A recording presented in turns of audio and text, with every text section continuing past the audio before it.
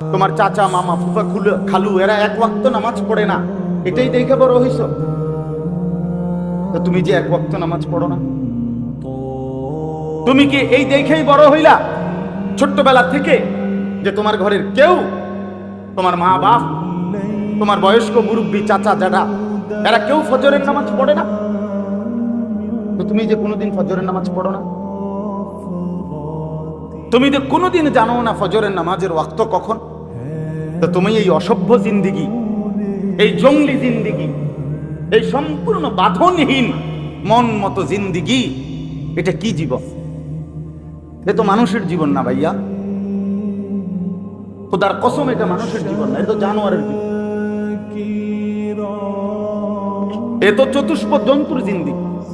যে জিন্দিগি বাঁধনহীন, যে জিন্দিগিতে আল্লাহর হুকুমের কোনো তোয়াক্কা নাই, রাসূলুল্লাহ সাল্লাল্লাহু আলাইহি সাল্লামের কোনো অনুসরণের কোনো পরোয়াই নাই, খোদার কসম এটা কোনো জীবন না,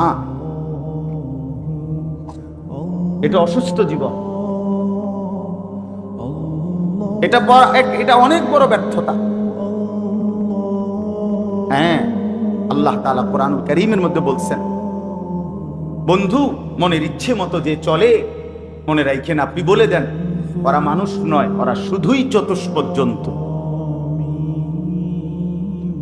ইনহুম ইল্লা কাল আনআম, যারা তাদের দিল কাজে লাগায় না, কান কাজে লাগায় না, চোখ কাজে লাগায় না, আল্লাহ বলছেন উলাইকা কাল আনআম, এরা জানোয়ার।